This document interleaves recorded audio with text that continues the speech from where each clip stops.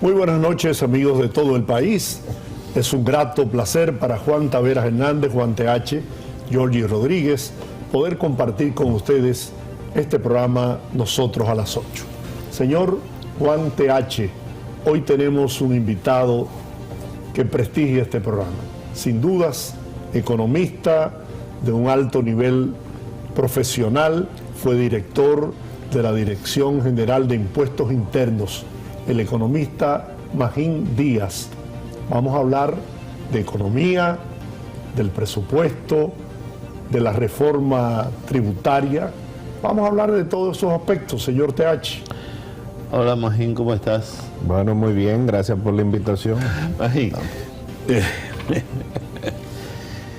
¿qué tal la experiencia de haber sido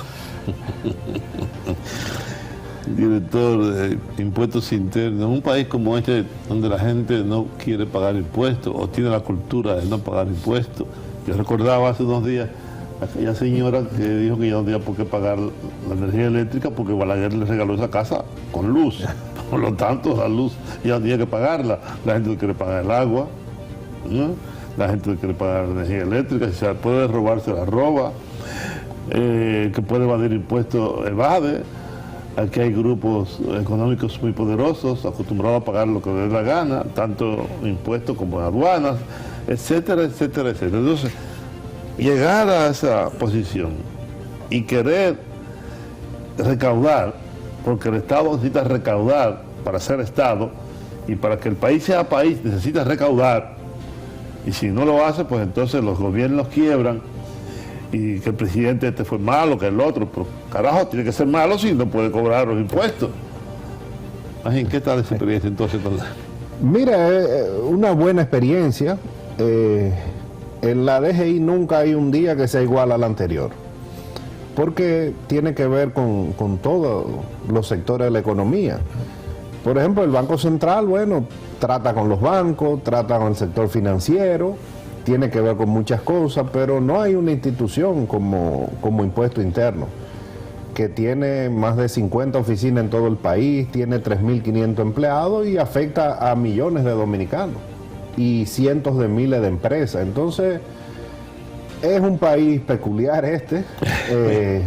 Este, por ejemplo, es uno de los pocos países que el director de impuestos es una figura que tiene que recibir contribuyentes, que los contribuyentes se ofenden si el director personalmente no los recibe. Y vi que hace unos meses el director de aduana actual, Yayo, un buen amigo, pues dijo, mire, que no tengo tiempo de recibir a todo el mundo, no se me aparezcan en la oficina. Entonces, yo creo que eso va a ir cambiando, ha ido cambiando muy gradualmente desde que se creó. No, perdóname, y otro detalle, imagín. Te voy a contar esta anécdota. Un empresario trajo un helicóptero y debía pagar una X cantidad de dinero.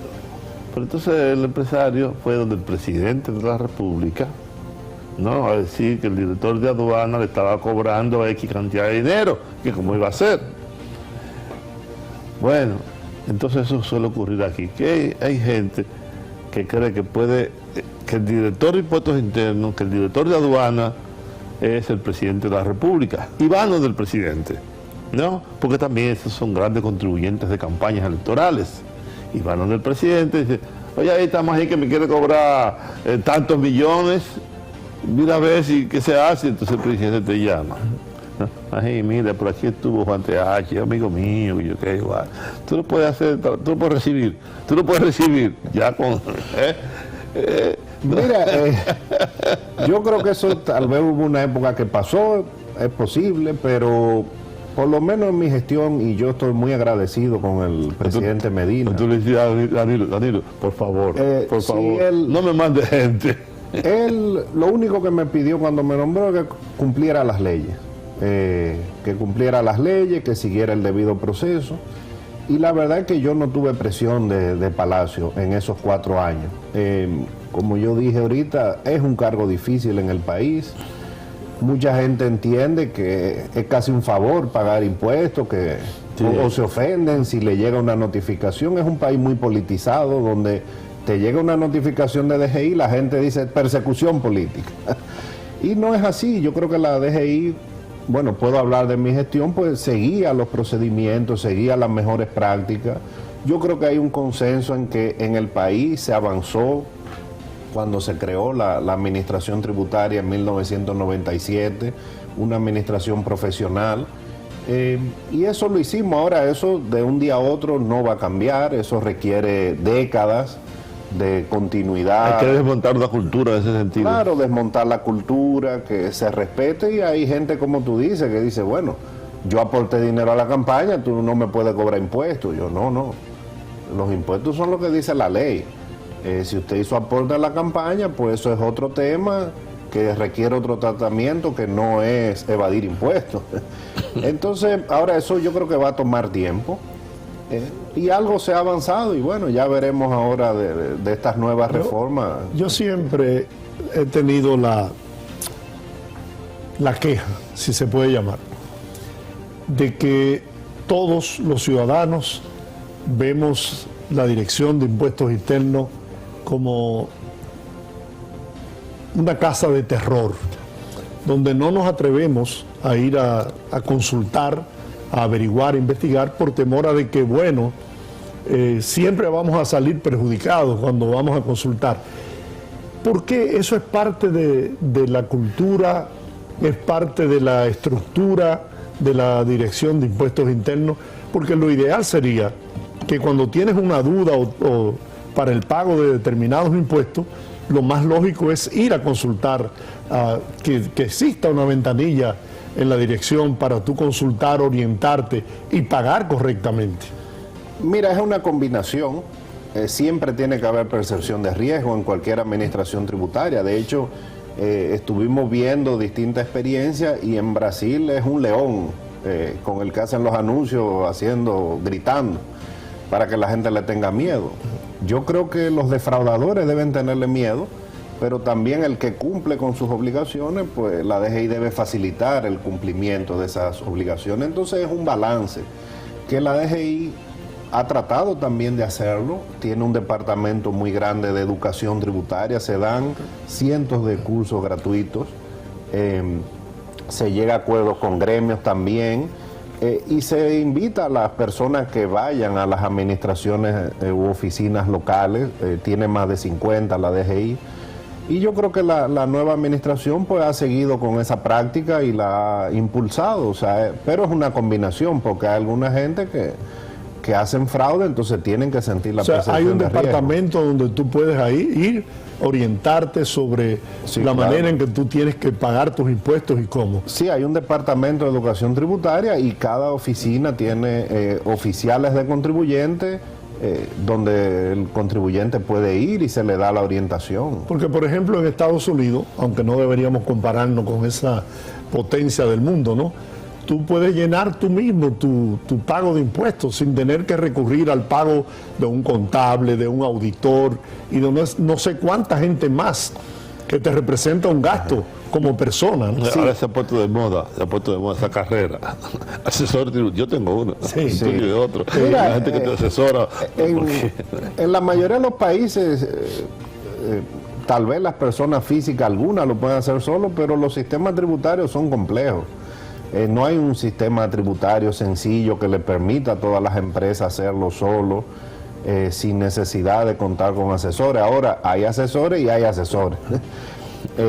Hay gente que mete en lío a las empresas. Entonces también la DGI, por lo menos en mi gestión, hizo una campaña para que las personas se acercaran a DGI, las empresas se orientaran. O sea, es una combinación. Como yo dije, es una institución interesante. Tenemos que ir a la pausa, pero me gustaría al regreso aclarar eso.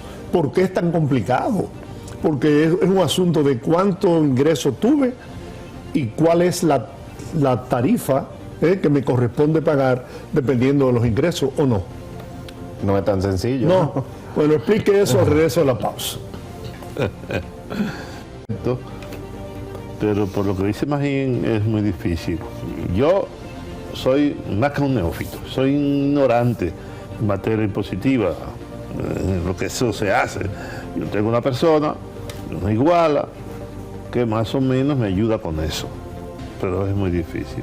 Pasemos a este tema, Jorge, después que imagino le explique la complejidad que tienen estos procesos, porque no quisiera que el tiempo se nos fuera, tenemos muchos temas por delante, de la economía propiamente, el presupuesto que ya se anunció el presupuesto, tenemos también el tema de la reforma tributaria, en fin, todas esas cosas. Así que aprovechemos el tiempo, saquémosle el jugo a Magín. Sí, sí. Mira, como yo te dije, los sistemas tributarios pues no se componen de un solo impuesto. Hay ITEVI, hay impuestos sobre la renta, hay impuestos selectivos, hay impuestos a los activos. Entonces, bueno, las empresas pues tienen derecho a deducciones, a depreciación, a amortización. Entonces, no necesariamente tú tienes que ser un experto. Entonces, para eso pues están los contadores que te hacen esa parte. Y en Estados Unidos también. De hecho, es mucho más complejo el sistema de allá porque hay impuestos estatales, hay impuestos federales, o sea, de todo el país. Sin embargo, los ciudadanos, yo siento, te lo digo por mis hijos que han vivido allá, como que es más fácil, la gente tiene más conciencia de eso, el TAS, aquello, lo otro, le devuelven también. Tal vez tienen más conciencia, ahora la percepción de riesgo es mucho mayor. Pete Rose es el ícono más grande del deporte en Estados Unidos y fue preso por no pagar impuestos. Muchos artistas han caído presos. O sea, hay una percepción de riesgo. Cuando yo estudié en Estados Unidos, que yo no tenía ingresos, vivía temporalmente, yo tuve que hacer mi declaración de impuestos, me mandaron mi notificación, aunque usted no tenga ingresos, usted declara. Sí. Entonces, bueno, es otra ¿En Europa también? También hemos avanzado, no es lo mismo que hace 20 años, cuando no existía la DGI, que era rentas internas, había dos instituciones. Entonces se ha avanzado, pero es un proceso que tenemos que seguir, porque tal vez no es bueno compararnos como son ahora los países ricos, pero queremos ir hacia ser un país desarrollado. Y en esos países, pues la mayoría de la gente cumple sus obligaciones. Bueno, bien. Se anunció el presupuesto. 1 billón, ¿cuánto, Georgie? Mucho. 1.048 millones, creo. Uno ni sabe. ¿Verdad? Sí. ¿Tú crees que se corresponde con la realidad? Porque tiene que ver también con la recaudación. Mira, por lo que ha salido en la prensa, el presupuesto se va a presentar el 1 de octubre formalmente, ahí veremos todos los números. Los datos son muy parecidos a este presupuesto. Lo que ha salido en la prensa, lo poco que ha salido, ese monto que tú dices. Y lo que uno está viendo, yo veo ahí rápidamente dos cosas. El presupuesto, o sea, el gobierno está haciendo lo posible. Y está siendo muy prudente en materia de gasto, porque tiene un déficit razonable. Y eso es buena noticia, porque eso significa que el presidente está poniendo por encima de todo la estabilidad económica. O sea, aquí no hay un riesgo de que venga un gobierno a volverse loco con el presupuesto. Lo hizo el año pasado, un presupuesto prudente, y este año va por la misma línea. Y yo creo que eso es buena noticia, o sea, la estabilidad es buena. Aunque mucha gente me dice, bueno, con eso no se come. No, sí se come. Claro. Y con un presupuesto razonable, pues no hay un riesgo de devaluación de la moneda, de la inflación. En materia económica, vamos saliendo de la pandemia, ¿no? La positividad cada vez menor, la población se ha ido vacunando, el gobierno ha hecho sacrificio económico para conseguir las vacunas. Y te escuché decir en algún momento, en algún lugar, que el crecimiento económico era una realidad, que la economía dominicana... No, este año la economía va a tener su mayor crecimiento en los últimos 30 años. La última vez que crecimos a ese nivel fue en el 1992, cuando va la guerra. Que crecimos 11% y yo creo que este año vamos a crecer 11% por lo menos. O sea, lo que se ha visto en materia de recuperación es algo casi sin precedente en una generación, por lo menos. ¿Y cómo explicar eso saliendo de una pandemia como la del COVID? Bueno, hay un efecto de rebote porque caímos 6.7 el año pasado. Fue lo mismo que en el 92, caímos mucho en el 91 y después crecemos. Pero demuestra que la economía dominicana tiene una capacidad grande de recuperarse. Claro, nos han ayudado. Los americanos con esos paquetes que han hecho de ayuda a la familia, han empujado las remesas, han empujado las exportaciones zona franca. El oro, como el precio, la gente se refugia en el oro, el precio es alto, entonces las exportaciones de oro han aumentado. Y bueno, el turismo se ha ido recuperando mucho más rápido de lo que todos esperábamos. O sea, hemos aprendido a vivir con COVID y se han hecho paquetes fiscales, paquetes monetarios en el país, o sea, se ha bajado la tasa de interés desde que empezó la crisis. Y todo eso tú lo juntas y te da que la economía se va recuperando bastante bien. O sea, ha sido acertada la política puesta en marcha por el gobierno para recuperar la economía basado en la vacunación, porque eso hay que destacarlo. El esfuerzo y sacrificio que ha hecho el gobierno en vacunar a la población, tenemos mucha gente, muchos dominicanos con 2 dosis de la vacuna.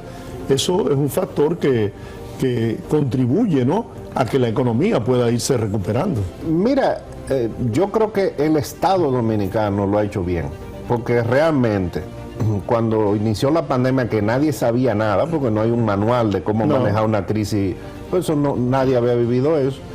Aquí se crearon programas de transferencia en una semana que llegaron a millones de personas.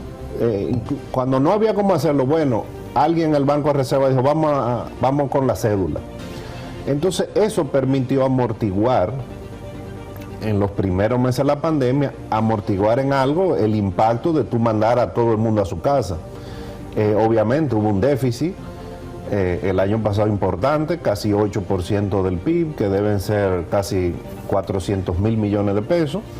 Pero bueno, se hizo lo que había que hacer. El gobierno continuó hasta marzo de este año muchos programas, lo ha ido desmontando de manera prudente en la medida que los sectores se han recuperado y ya estamos casi al nivel de empleo previo a la pandemia. El Banco Central hizo su tarea, es el mismo Banco Central, o sea que ahí se siguió, hubo continuidad. Y el gobierno, ¿qué está demostrando con este presupuesto? Bueno, queremos cambiar, queremos ser diferentes, pero tenemos que ajustarnos a la realidad de los ingresos. Y probablemente lo que veamos el día primero cuando damos los datos es que va a haber muchas restricciones porque los ingresos no dan. A la gente no le gusta que yo diga eso, ni a lo del gobierno anterior ni a lo de este, pero esa es la realidad. O sea, las necesidades de gastos son más grandes. Entonces, ahí es que el gobierno... Se plantea en ese presupuesto, según estuve leyendo, un déficit de un 3%. ¿Eso es manejable? Eso es manejable y en teoría es menor al de este año. Este año hay presupuestado 4, que para que la gente entienda, cada punto son más o menos 50.000 millones. O sea, este año hay programado un déficit de 200.000 millones, de 4% del PIB, y el año que viene va a ser 3, es lo que ha salido. Ahora, este año va a ser menos que 4. El gobierno está gastando a un ritmo menor al presupuestado. Y está bien, ¿por qué? Porque como quiera la economía va a crecer 10 o 11, no necesita empujar la economía más porque ya se está empujando de otro lado, por el lado de las remesas, la zona franca, las exportaciones. Eso ha hecho que crezcamos mucho, ha podido entonces hacer un ahorro mayor al que está en el presupuesto. Ahora, tampoco podemos tener déficit de 3 o de 4 o del que sea, per secula seculorum. Por eso es que el presidente ha dicho, bueno, ahora hay que hablar de reforma, hay que aumentar la recaudación. Y eso es lo que va a venir en los próximos meses, entiendo yo. Bueno, en lo que aumentamos las recaudaciones, vamos a hacer una pausa y regresamos. ¿Cómo no? Tamaño. ¿Queremos bajar la deuda o queremos no bajar la deuda? ¿Queremos tener muchas instituciones? ¿Queremos gastar más en salud? Entonces, cuando definamos eso, entonces ahí vamos a hablar del otro detalle, pero yo no quisiera o no me gustaría ver que el gobierno diga vamos a aumentar las recaudaciones, bueno, sin definir qué Estado queremos. Pero tenemos una definición de Estado que es la estrategia de desarrollo. Por la estrategia de desarrollo dice, bueno, el Estado que queremos para el año 2020, fue en el 2012 que se aprobó, debe tener recaudaciones de 20% del PIB, o sea, casi el doble de lo que tenemos ahora, para sostener lo que queremos hacer en esa estrategia. que es más educación, más salud, más instituciones. Tenemos Tribunal Constitucional, tenemos Defensor del Pueblo, tenemos Tribunal Electoral, tenemos Cámara de Senadores, tenemos diputados, tenemos muchas cosas y queremos ese Estado. Eso es lo que decía la estrategia. Pero al 2020, y olvídense, al 2019, antes de la pandemia, bueno, teníamos ese Estado, o queríamos, pero con recaudaciones muy bajitas. La única forma es con deuda. Fue lo que hicieron todos los gobiernos hasta el 2019, no uno solo. Si queremos ese Estado, que dice la estrategia de desarrollo, hay que aumentar mucho la recaudación. Entonces, es hora de cambiar la estrategia de desarrollo y tal vez aspirar a un Estado más pequeño. Bueno, esa es una pregunta. Ahora, ¿qué dice el Banco Mundial? Si usted entra a la página del Banco Mundial, usted le manda, le pone Banco Mundial y entra a la parte de impuestos, dice, los estados que recaudan menos de 15% del PIB no son viables, no pueden satisfacer las necesidades básicas. Casi nos están diciendo ustedes no son un estado.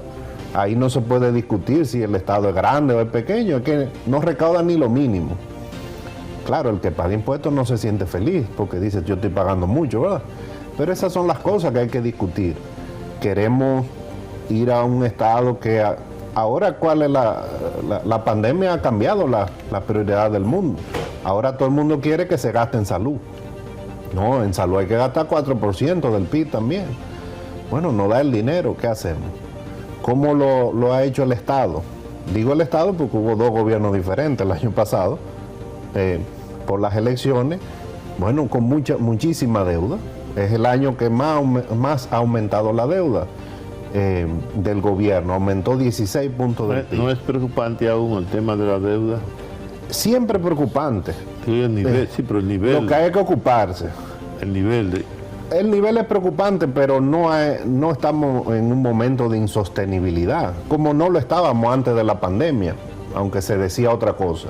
Sí, lo que hay es un problema de liquidez, porque como la deuda ha ido aumentando, los intereses se comen gran parte del presupuesto. Entonces, imagínense... Perdón, porque ahí es que vamos.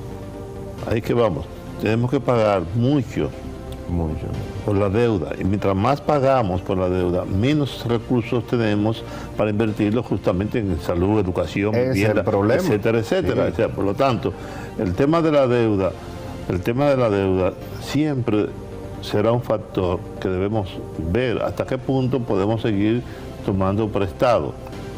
Sí, no, y yo me imagino el pobre presidente cuando le pusieron los números ahora. Mire, en el 2022 vamos a recaudar tanto. Bueno, de eso el 25 o 30% es para pagar intereses de la deuda. Claro, pues, y entonces, y educación se lleva 30%. Porque puesto más gráficamente, yo gano 10.000 pesos, pero me endeudo con Giorgio, contigo, por 5.000 pesos. Significa que yo solamente tengo 5.000 pesos para agua, educación, colegio, pagar el alquiler de la casa, para echar combustible, ir al cine. Es decir, y cuando vengo, pero no alcanza. Tengo que dejar ir al cine, tengo que invertir menos en salud, tengo que invertir menos en esto, y por lo tanto mi nivel de vida, mi calidad de vida desciende notablemente, porque no tengo dinero. Coincidimos plenamente, y esa es la disyuntiva que tiene el gobierno y todos los gobiernos que han pasado últimamente. Como la deuda ha aumentado, los intereses han aumentado, se están llevando una parte grande del presupuesto. Ahora, no significa que tenemos una crisis inminente, no la hay, no la va a haber en los próximos años. Lo que hay es un gobierno con mucha restricción. Entonces, como los intereses se llevan una gran parte del presupuesto, bueno, hay menos para salud, menos para seguridad, que es una preocupación importante. Hay menos para el Ministerio Público. Ahí donde entra la reforma. Ahí entra la reforma. Entonces entra la reforma, yo necesito recaudar más dinero. Correcto. ¿No? Ahora, ¿cómo hacer eso sin crear una crisis mayor? Sin que se me produzca una explosión social como la que ocurrió en Colombia, por ejemplo. Bueno, para mí no es un tema técnico. Técnicamente los técnicos saben qué es lo que hay que hacer. Es político. Es un tema político, sí, claro. Ahí van a tener que sentarse los partidos. Al final hay que escuchar a los sectores, hay que escuchar a los técnicos del gobierno, a los técnicos de la oposición, a los independientes, a los empresarios, al sector social, Pero al final para mí es un tema político, una reforma tributaria en esta coyuntura y de la magnitud que se requiere. ¿Por qué? Cuando vemos los lineamientos que dio el gobierno sobre las 13 reformas que el presidente ha pedido que se discutan, en el caso de la reforma fiscal, la primera parte es diciendo aquí hay que aumentar el gasto. O sea, el gobierno entendió que aquí el gasto hay muchas necesidades y que hay que aumentarlo. O sea, esto no se va a resolver bajando el gasto del gobierno, se va a resolver por el lado de los ingresos. Pero al final yo creo que es un tema político, hay que aprender de la experiencia de Colombia, que fue una reforma técnicamente de las mejor diseñadas que yo he visto. No me digas. Yo la analicé en detalle y tú tienes 2/3 partes de la reforma era impuestos sobre la renta. No era que iban a generalizar el ITEVI, los impuestos a consumo. Tenía impuestos medioambientales, impuestos al patrimonio, a los más ricos, y la gente no lo aceptó. Ahora tenemos que repensar todo. Como tú dijiste hace un rato, aquí la gente no quiere pagar los servicios, no quiere pagar el agua, no quiere pagar la basura, mucha gente todavía no paga la electricidad, entonces no la pago la electricidad porque no me la dan, no pago los impuestos porque el gasto es malo. Entonces estamos en un círculo que alguien tiene que romper eso. La política ha tenido mucho que ver en el endeudamiento de la República Dominicana. Y lo digo porque hemos llegado a esos niveles de la deuda, porque en las épocas de oro, en las vacas gruesas, gordas, no supimos utilizar esas economías que tuvimos para ir disminuyendo la deuda del país. Entonces ahora tenemos que enfrentar esta situación. Nos dedicamos a la dulce vida, ¿no?, con todas esas economías que tuvimos. Por ejemplo, cuando el petróleo descendió en sus precios, el país tuvo grandes economías que bien pudo haber amortizado esas deudas. Sin embargo, no lo hizo. Bueno, lo que pasa es que para amortizar deuda hay que generar superávit. O sea, si yo tengo gastos de 10,000 y mis ingresos son 12,000, bueno, yo tengo 2,000 de más y lo puedo usar para pagar deuda. El tema es que este es un estado que no genera superávit. Aún en los momentos de bonanza, cuando la economía ha crecido, siempre tiene déficit. Y la última vez que yo chequeé, en los últimos 30 años, el gobierno tiene déficit. Eso significa que han pasado 4 o 5 presidentes diferentes, de partidos diferentes, en épocas diferentes. Algunos han enfrentado crisis, otros bonanza, y como quiera el Estado no genera los superávit, que es la única forma de repagar deuda. Entonces significa que el problema es estructural. Y eso es lo que debería resolver una reforma, que el presidente siempre ha dicho que quiere que sea integral. Eso es lo que tiene que hacer. Bueno, vamos a romper ese círculo y vamos a generar los recursos que necesitamos para atender el gasto que queremos, porque al final también todo el mundo quiere más gasto del gobierno, aunque diga que no. Pero hay que recaudar para eso. No, hay que dos cosas hay. Primero, la calidad de ese gasto. ¿Para qué queremos gastar? ¿Y en qué queremos gastar? Porque si para seguir con este sistema presidencialista, paternalista, o es queremos gastar en obras reproductivas, para el desarrollo, para el bien social, etcétera, por un lado. Y por el otro, me gustaría preguntarte, ¿cuál es el nivel de recaudación que podemos alcanzar con una reforma? ¿De cuánto podemos hablar? ¿De un 2% del PIB, de un 4%, de un 5%, de un 10%? Y si es estructural, porque aquí se requiere, si es verdad, una reforma estructural, como tú dices. Ahora, ¿de qué nivel? ¿Es posible políticamente? Porque es cierto que la política juega un papel fundamental en esto. Si es posible que todos estos sectores políticos, económicos y sociales se puedan poner de acuerdo en que, bueno, vamos a cambiar la estructura del Estado, vamos a cambiar la estructura del gasto, necesitamos recaudar, digamos que esta reforma sea de un 5% del PIB, que es muchísimo, y lo que eso va a pasar.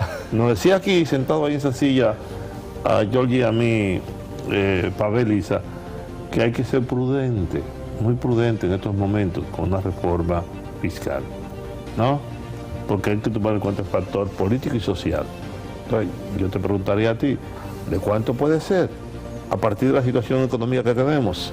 Bueno, primero hay que ver la historia. A mí siempre me gusta ver. Aquí solamente ha habido una reforma que dio 3 puntos del PIB, que ahora sería el equivalente a 150.000 millones, que fue la de Balaguer del 92. Pero esa es otra época, hace ya 30 años. Esa reforma se negoció y se trabajó durante más de 2 años. Vinieron los mayores expertos mundiales, trabajaron con decenas de expertos locales. Al final se llegó, bueno, no se llegó mucho a un acuerdo político. Primero Balaguer la pasó por decreto, una parte, después fue que la aprobó el Congreso. Pero era otra economía y otro país. Luego de eso, de las reformas que se han hecho a partir del año 2000, que ha habido varias, hubo una en el año 2000 cuando llegó Hipólito, Leonel hizo 3, Danilo 1, o sea, van 5, desde el año 2000, por lo menos 5, ninguna ha dado 2% del PIB. La que más ha dado dio un poco menos, 1.5 por ahí.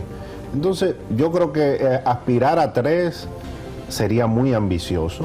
Tal vez es lo que se necesita o se necesita más, pero atendiendo a las restricciones políticas y sociales de la coyuntura, tal vez una reforma de 2 puntos, pues yo creo que ayudaría al gobierno pues, a transitar mejor estos 3 años que le quedan. De lo contrario, el gobierno va a tener muchas restricciones, que la va a cumplir, pero entonces va a prometer muchas obras y no la va a poder hacer. Además de la reforma, tenemos que ir a la pausa, pero además de la reforma, ¿no sería un factor que mejoraría la situación el disminuir la evasión de impuestos en el pago de impuestos? Vamos a la pausa y me da la respuesta al regreso.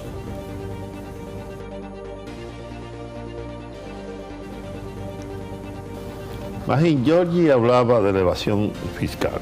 Podríamos hablar también del contrabando. Pero podría agregarle yo los niveles de corrupción, que han sido muy altos, y que algunas instituciones bancarias internacionales lo han colocado a un nivel altísimo. Y este es un país con una corrupción que le cuesta muchísimo al Estado. Si disminuimos el contrabando, si disminuimos la evasión fiscal y disminuimos notablemente la corrupción administrativa que tanto nos cuesta, ¿qué podría pasar? En el corto plazo, nada.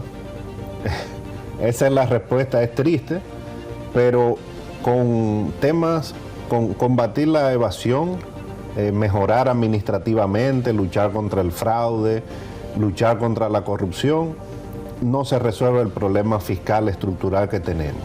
Eso no significa que no hay que hacerlo, cada vez hay que hacerlo más. La DGI debe luchar contra el fraude, la DGA también contra el contrabando, se debe afianzar la lucha contra la corrupción, que siempre va a haber, es más, afianzar que no haya impunidad, hay que recuperar, tratar de recuperar lo robado, tanto público como privado. Ahora, ¿cuánto se recuperó de la crisis bancaria de Baninter? Muy poco de lo que costó la crisis bancaria. ¿Y dónde fue a parar eso? De hecho, el Banco Central creó una institución para recuperar los activos y recuperó algo, ¿cuánto? El 5%, 10%. Tal vez la ley de extinción de dominio ayude, esa no es mi área, pero habrá que seguir procesos legales. No es que eso se va a recuperar. El presidente creó una comisión para recuperar dinero robado de la corrupción, pero el tema fiscal no se resuelve así, porque si fuera así ya el presidente no estuviera hablando de reforma, y tiene un año hablando de la reforma. Cuando el gobierno llegó, trató de poner impuestos en el presupuesto del 2021, no pudo, pero para cuadrar el presupuesto entonces lo negoció adelantos con el sector bancario y con la Barringol. Y a lo largo del año el gobierno ha hablado, necesitamos una reforma. Entonces, si se pudiera hacer solo con esas herramientas que tú dices, de luchar contra el fraude, la evasión, el contrabando y contra la corrupción, el presidente no estuviera hablando de reforma, porque la reforma es muy impopular, va a tener un costo político. Por ejemplo, ¿cuánto se han economizado ustedes en el sistema eléctrico? Miles de millones de pesos. Las distribuidoras solamente en la compra de medidores, transformadores, o sea, material, diría yo, gastable, ¿no?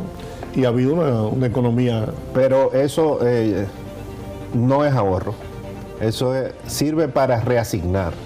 Sí, Entonces, claro. Cuando le preguntan al presidente Abinader, vea, ¿de dónde tú vas a sacar dinero para las obras que no ofreces? Dice, como estoy conduciendo. Exactamente, pero las cuentas agregadas, como yo soy macroeconomista, tengo que volver ahí, las cuentas agregadas están iguales, porque no da el dinero. Entonces, yo sí creo que el gobierno, y lo hice también cuando me tocó, hay que combatir el fraude, la evasión, la corrupción. Eso da fruto a largo plazo. Sí. Yo creo que los niveles de corrupción y eso... Además, cambiar la cultura también. Cambiar la cultura, eso hay que irlo cambiando. ¿Qué representa la evasión fiscal? Bueno, mucho. En términos porcentuales. Mucho. En el año 2017 hicimos una comisión interinstitucional siguiendo las mejores prácticas para medir y la mira evasión. Que en tu gestión se tomaron medidas que... Muchas, sí. Muchas. Principalmente en el aspecto del ITEVIS, ¿no? Para el pago no, en del todo, ITEVIS. porque hay que ver todo el sistema. Y la evasión se mide por impuesto. Y en el caso del ITEVIS estamos por encima del 40%. De evasión es mucho, no significa que tú vas a llevarlo a cero, no. Los países que tienen menos evasión ITEVIS tienen 20, 15 algunos, Uruguay, Chile, que es de los mejores, tiene 20, o sea, pero estamos muy por encima del promedio. Y en los alcoholes más de 50%, en impuestos sobre la renta también muy alta, casi 60%. Ahora, no es que eso va a bajar a cero, en América Latina el promedio anda por 40%, pero por lo menos debemos acercarnos a los promedios regionales, que estamos muy por encima. Ahí, ahora, ¿se mantendrá la estabilidad cambiaria? ¿Tú prevés que se mantenga la estabilidad cambiaria? ¿Ha Sí. manejado bien el Banco Central, la Junta Monetaria el tema? no tengo duda de eso. Obviamente ha ayudado, que han aumentado las remesas, las exportaciones, ha habido flujo de dólares que ha compensado la caída del turismo, pero con una política fiscal que sabemos que es prudente, y la señal es que va a seguir siendo prudente, y un Banco Central que sabe lo que está haciendo, o sea, no hay un riesgo. Y las reservas internacionales son... Bueno, están en su histórico más alto. O sea, aquí no hay riesgo de una crisis de tipo de cambio o de inflación. No hay ningún riesgo en una crisis bancaria. La inflación que ha habido viene de fuera. Es más un aumento de precios coyunturales. Obviamente es triste que durante 6 meses te suba todo a nivel mundial, pero es una inflación por el COVID, pero no es una inflación monetaria. Entonces, riesgo de crisis macroeconómica aquí en los próximos años no hay. Ahora, en algún momento sí hay que tomar medidas estructurales, y por eso el presidente, bueno, quiere decir, vamos a revisar la fiscalidad para que salgamos del problema que tiene décadas. ¿Es buen economista el presidente? Hasta ahora es buen gerente. Hasta ahora ha sido buen gerente. Me gustaría escuchar un mensaje final. Ya llegamos al final del programa. Al país. Mira, yo escribí un artículo hace varios meses que no hay que apostar al pesimismo. Realmente la economía ha salido bien. Claro, hay gente que ha sufrido mucho y hay que atender a esas familias que han sufrido por el COVID, que tal vez algunos no recuperen sus empleos, pero la economía va bien. Yo creo que el presidente tiene buenas intenciones, todos los presidentes tienen buenas intenciones, le ha tocado una coyuntura muy difícil. Por ejemplo, mucha gente critica el tema de la educación, que fue por televisión. Yo no critico, por lo menos fue una salida creativa. Pero no hay que apostar al pesimismo. Yo creo que hay que ver ya cómo sí mejoramos estructuralmente. Yo creo que hay que luchar contra la corrupción. Eso atenta contra todo, la impunidad. Y bueno, mirar hacia adelante con nuestras diferencias, pero que el país haga adelante y que podamos dar un salto cualitativo. Así es. Bueno, Mejín, gracias por haber venido. La verdad que ha sido un placer tenerte con nosotros esta noche, y he aprendido muchísimo. Y eso es interesante. Espero que ustedes también. Y el señor Jorge Rodríguez, que no tiene inconsistencia ninguna, también. Amigos, gracias. Hasta mañana.